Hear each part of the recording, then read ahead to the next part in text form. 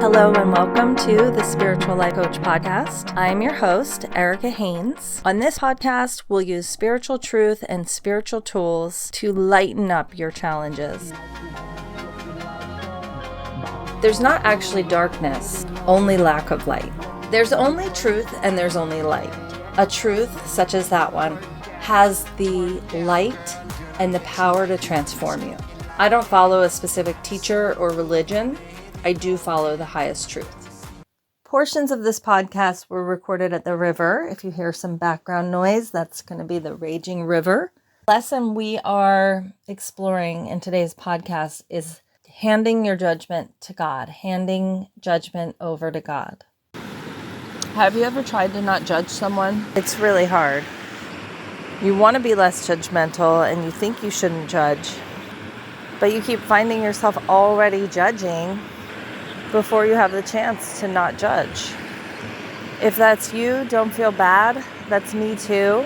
Sometimes I feel like I'm so judgmental and I'm trying not to be, and it feels impossible. Today's podcast, episode 12, is live from the Trinity River. It's based on a very simple lesson to give judgment to God. I think judgment is so automatic because it comes from our conditioning and a natural fun. That was my phone dying at the river. We're no longer at the river and we are continuing with the podcast to say, I think judgment is so automatic because it comes from our conditioning and it's a natural function of the human brain. My experience when I give judgment to God, I'll give you an example. It's hard to find an example that I'm not ashamed of because this is why I don't want to judge. I don't like the way that my brain, it might be angry or judgmental of people. And I don't like the things I hear myself say sometimes. I do have an example that's pretty safe. It's a woman that I had a conflict with in the grocery store. She was always really harsh with me, and she was thin and wiry and seemed and dark, which is the high pitta, which is the high intensity and more fire kind of personality in Ayurveda, and tends towards anger, maybe even a little pitta vata, if I want to bring in a little compassion and a little more Ayurveda. She may not be that solid because when I think of vata, I think of airy bones and anxiety and susceptible to wind. So we had many tense altercations. We had many tense exchanges. We had a couple tense exchanges and I really didn't like her. And I felt like she was intentionally mean to me. And then I stopped going to that store because of these issues. I went back to that store recently and I ran right into her. I was talking to the butcher and smiling and interacting with him about hot dogs. And I actually, on my way to the river, I bought a couple hot dogs. And she was walking right up to me and facing me. And so I inadvertently smiled at her. Then I looked quickly back at him, continued my conversation with him, and then I turned to walk as a normal person, and we walked side by side for a while.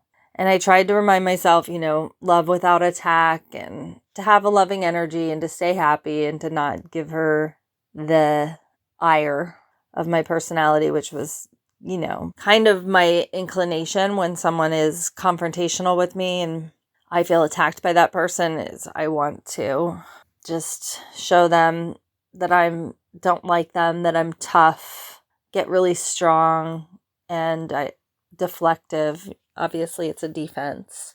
So I was a little ticked, I guess, by that interaction, that she got so much of my light and happiness and love, and that I don't forgive her. I mean, none of this was very conscious to me, but I'm driving to the river and I'm thinking about it because it's got me a little bit, it's got my attention a little bit. And so I just say, God, please judge her for me. And the words that come to me are, she looks healthy, or she looks healthy and happy. And it's true. She's put on a little weight. She's put on a little weight. She looks a lot healthier. She looks a lot happier. So that judgment replaced my judgment that she's mean, she's nasty, she's wiry, must be miserable. I don't like her. She doesn't like me. I just changed it to she looks happy and healthy. I've had this experience now multiple times, and that's basically the words I say. God, please judge this person for me. Please judge so-and-so, because that's the vibe I'm feeling. Please judge them because I'm judging them. Please judge them. Another direction I've gone with this is giving my self-judgment to God, because God sees so benevolently and purely and clearly. And if you can really go with it, seeing yourself through God's eyes, you can experience his vision, and you can just feel for a moment the perfection, that there's nowhere to get or nothing to prove, just complete and utter perfection. The other thing that happens when we hand over judgment is we'll think a thought that we do think about the person, that we know to be true, that we believe and we definitely think, but it's not our dominant thought. And I think that's because of separation. And I think that's because we're so entrenched in fear. And so our thoughts are attack thoughts most of the time. They're judgmental, they're self-protective, they're I'm special, they're not kind of thought. They're separation thought. So you'll be reminded of the thought that you do think, and it's the only thought that matters. When I don't get any information back from God, I interpret that to mean that my judgment is pretty solid here. Not necessarily solid, but that I need to make my own judgment, because I'm a coach. It's important for me to see the truth and be able to discern the reality of what someone else is experiencing. So judgment is functional for me in a lot of ways. And I'm feeling some energy from someone that there's something there, and God isn't going to come and clear that energy and replace it with just peace, because God is saying, you're right, Erica, there is something there. Dig a little deeper. I've given you the judgment. So we can give God our judgment to heal and set us free and teach us a new way of thinking, and let God think for us. And that is a beautiful thing. And that is the moral of this podcast. And my interpretation of when that doesn't occur is I've either overloaded God because I've asked him to judge 4 or 5 people for me at once, or he's saying, I've given you judgment, Erica. You are God too. We are all expressions of the infinite. We are all one in God. And we do have the power of judgment, and it is useful. It is a useful function of the brain. That is why we have it. Reminds me of stress. Stress can be a good thing. There's positive stress and negative stress. Basically, there is a point where there is often a point where stress is bad, but there's a way that we appreciate and use stress, and it's the same thing with judgment.